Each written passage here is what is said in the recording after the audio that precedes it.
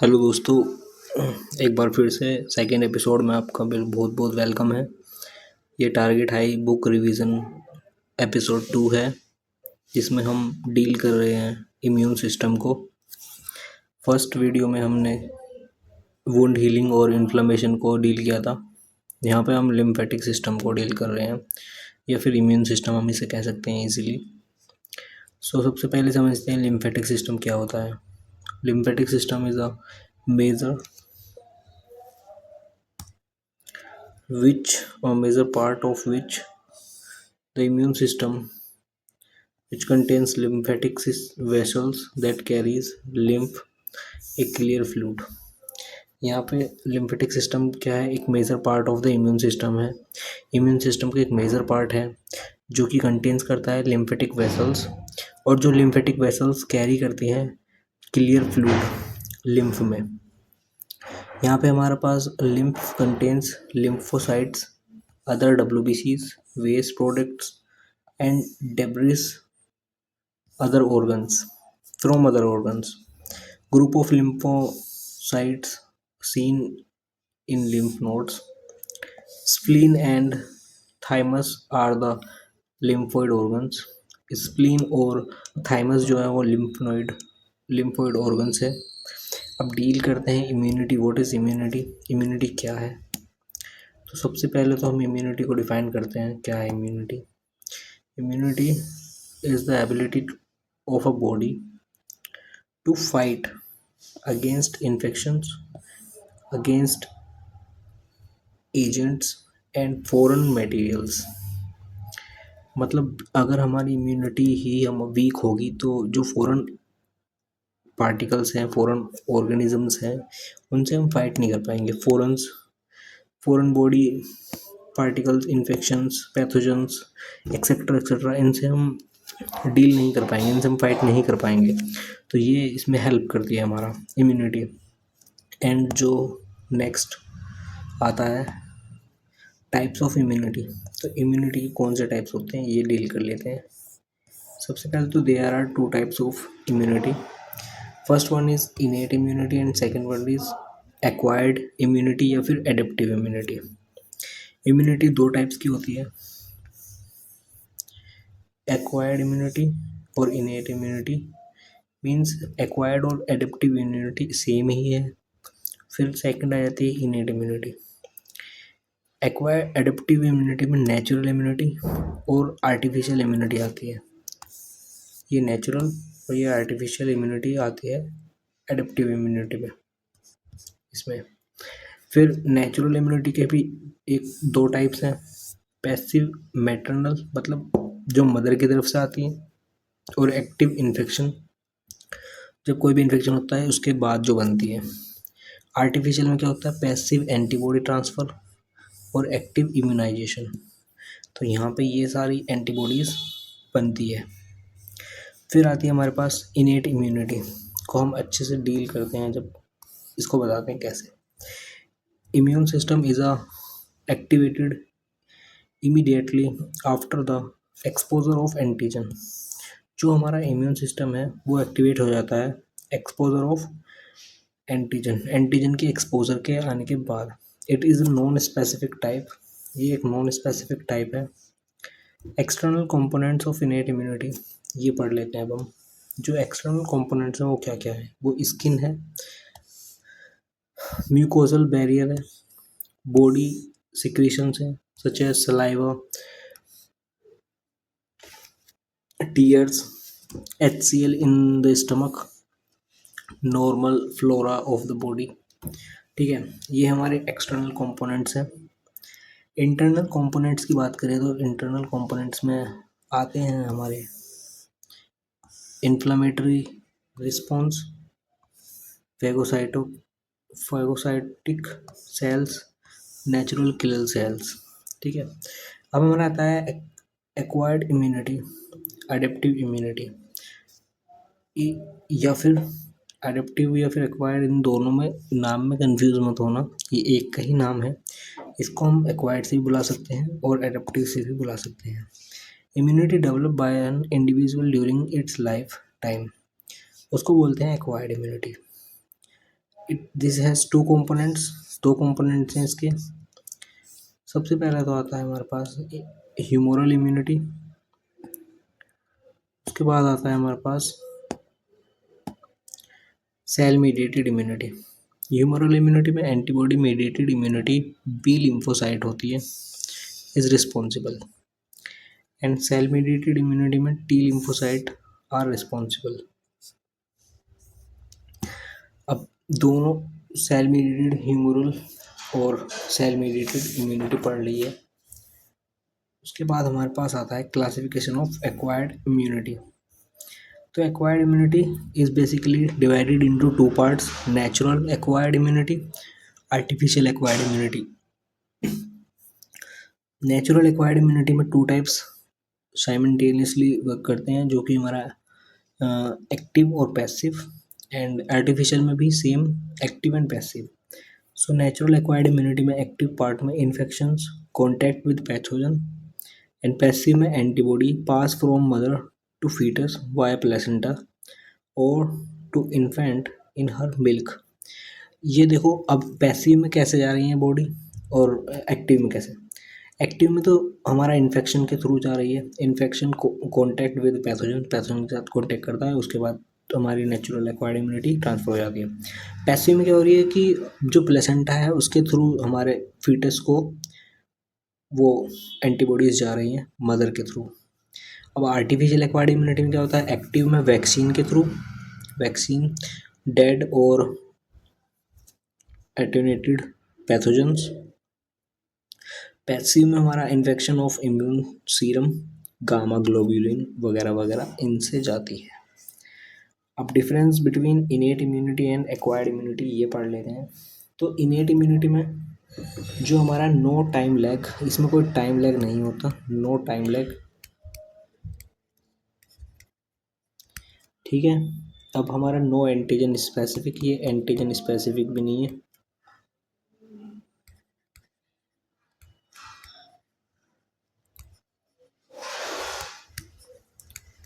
Note antigen specific और no memory, इसमें कोई मेमोरी भी नहीं होती, इसको नोट डाउन कर लो, ठीक है। अब हमारा एक्वायर्ड इम्यूनिटी कैसे डिफरेंस खाती है, तो इसमें there is a lag period,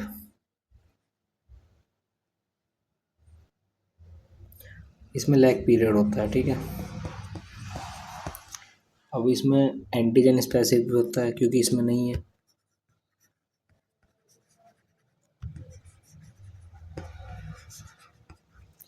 और इसमें मेमोरी प्रेजेंट होती है।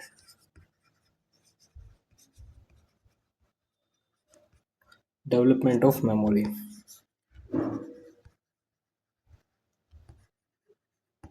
ठीक है। अब हमारा आता है इम्यूनोग्लोबुलिन्स, जो कि हमारी एंटीबॉडीज़ होती हैं, IgA, IgD, IgE, IgG, IgM। अब इनको अच्छे से एक निमोनिक आपको दे देता हूँ याद करने के लिए, तो आपको पकड़ना है GAMED,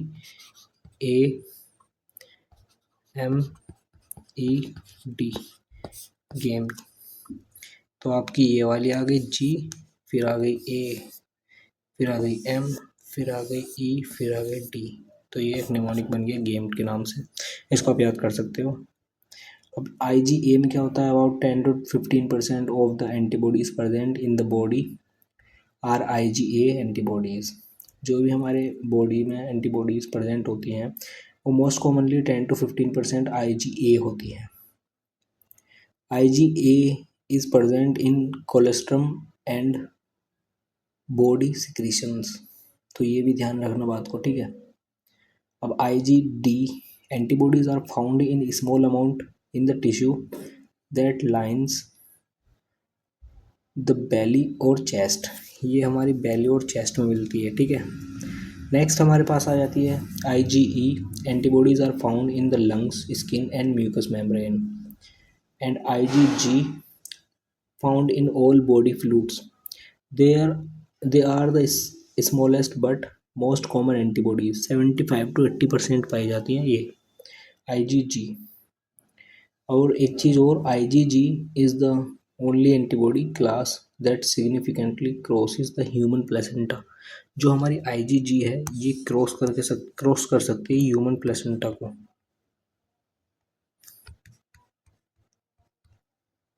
तो इसको भी नोट कर लेना, ठीक है। Next we have immunoglobin M, IgM। ये क्या करती है, they are found in blood and lymph fluid and are first type of antibody made in response to an infection. IgM antibody are about 5 to 10% of all the antibodies in the body. ये 5 to 10% होती हैं, ठीक है। तो ये सब note down कर लेना। अब हम पढ़ते हैं different components, storage, temperature, shelf life and compactability of blood products. मतलब इसमें क्या क्या आता है हमारा, पैक्ड रेड सेल्स, उसका स्टोरेज टेम्परेचर कितना होता है। तो हमारे पास पैक्ड रेड सेल का आता है, पैक्ड रेड सेल्स का आता है 2 to 6 डिग्री सेल्सियस, ठीक है। एंड फ्रेश फ्रोजन प्लाज्मा का आता है -30 डिग्री सेल्सियस और बिलो, मतलब इससे कम भी हो सकता है, ठीक है। अब प्लेसेंटा का क्या होता है, प्लेटलेट कॉन्सेंट्रेट, इसका होता है हमारे पास 22 to 24 डिग्री सेल्सियस। देन हमारे पास आता है क्रायोप्रोटीन,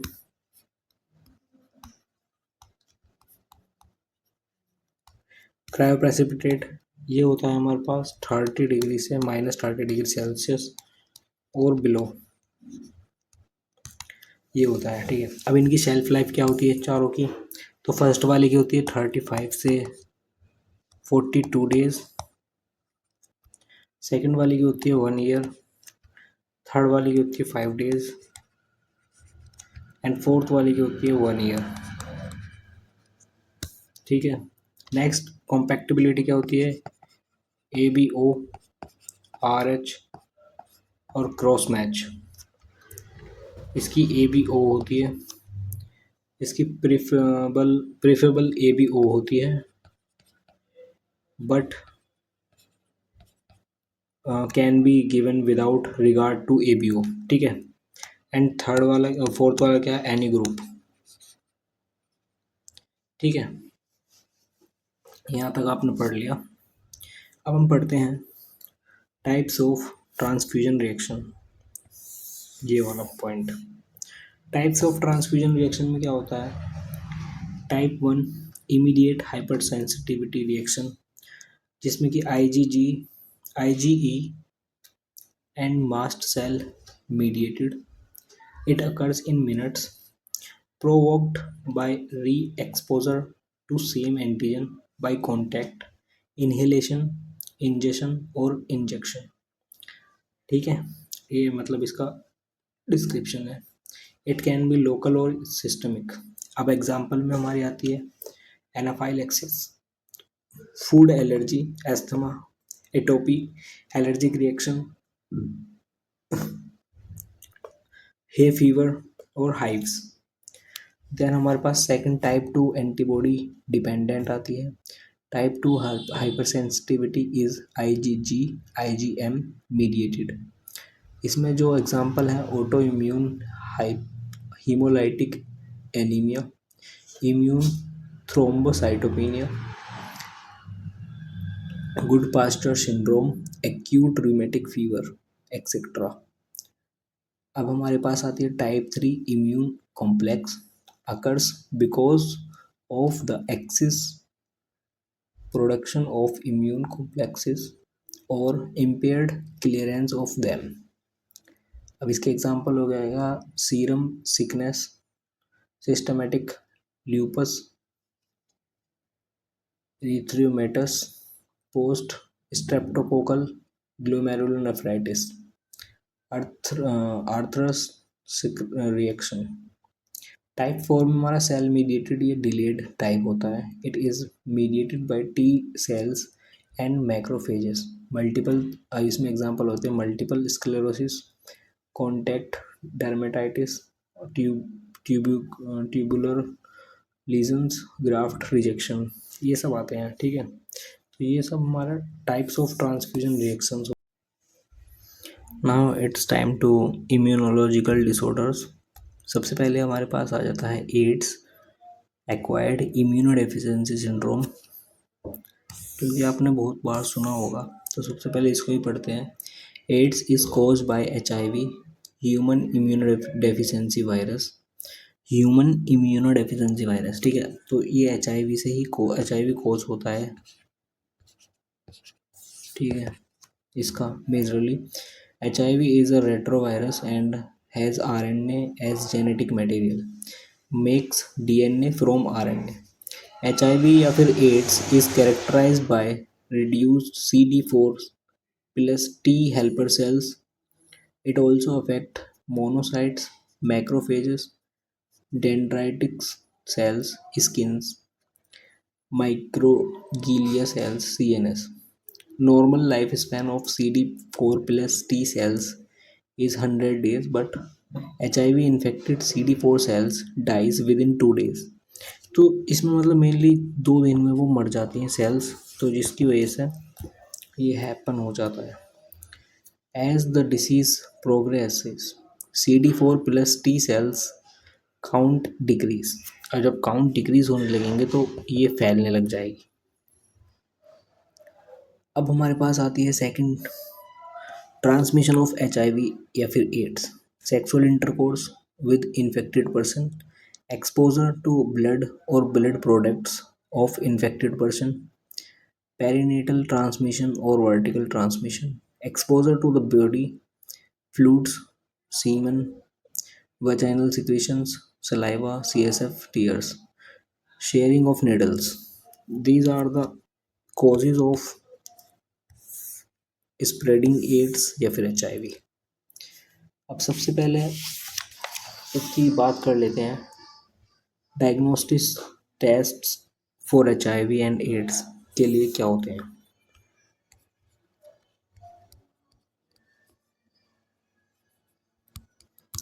डायग्नोस्टिक टेस्ट कौन कौन से होते हैं, तो इसमें हमारे पास सबसे पहला टेस्ट एलाइसा टेस्ट होता है।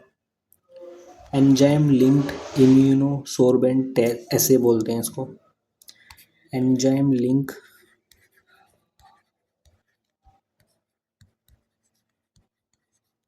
इम्यूनो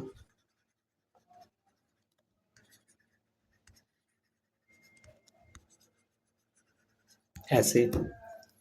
फिर हमारे पास वेस्टर्न ब्लॉट टेस्ट होता है। फिर हमारे पास होता है वायरल लोड टेस्ट। फिर होता है CD4 सेल काउंट। ये टेस्ट होते हैं हमारे पास।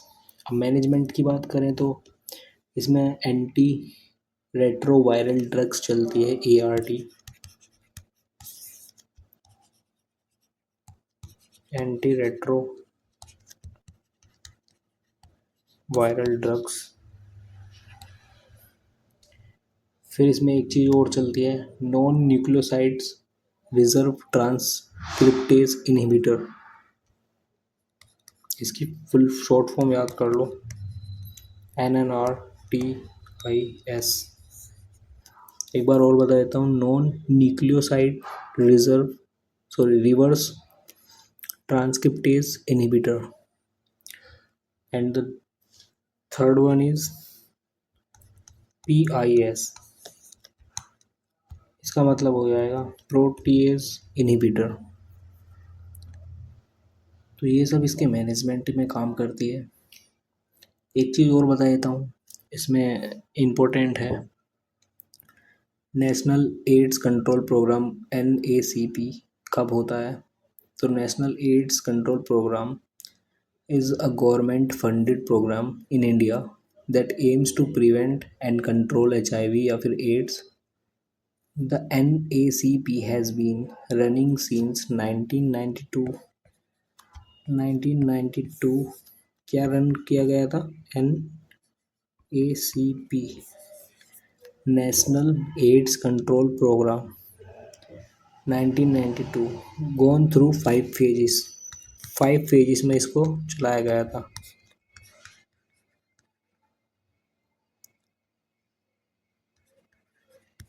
ठीक है, उसके बाद फेजेस पढ़ लेते हैं. फर्स्ट फेज कब आया था? तो यहाँ फेजेस बता देता हूँ मैं आपको. फर्स्ट आया था 1992 से लेकर 1999 तक. सेकंड आया था 1999 से लेकर 2007 तक. थर्ड आया है 2007 से लेकर 2012. फोर्थ आया है हमारा 2012 से लेकर 2017. फिफ्थ आया है 2017 से लेकर 2026 जो कि करंटली रनिंग है. तो दीज आर द क्लास और गोल्डन पॉइंट्स आपको रिमेंबर याद रखने हैं. टारगेट बुक ले लीजिए गाइस, उससे स्टडी कीजिए. रिवीजन तो मैं करवाता ही रहूँगा, बट आपको क्वेश्चन लगाने होंगे उससे. और एक चीज़ और, सबसे पहले आपको गोल्डन पॉइंट्स भी रिमाइंडर करने हैं और क्वेश्चंस लगाने हैं, तभी ये रिवीजन हेल्पफुल होगा. कुछ समझ में ना आया हो तो मैसेज कर देना कमेंट में. बताना कि किस तरीके की और इम्प्रूवमेंट वीडियोस आपको चाहिए. और ये सारे नोट्स अगर आपको चाहिए तो सब्सक्राइब कर देना चैनल को, आपको प्रोवाइड हो जाएंगे. Subscribe for more videos.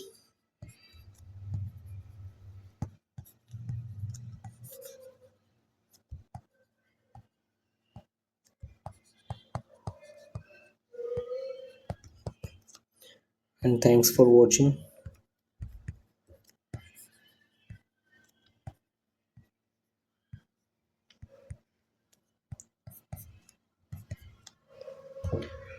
Thank you guys.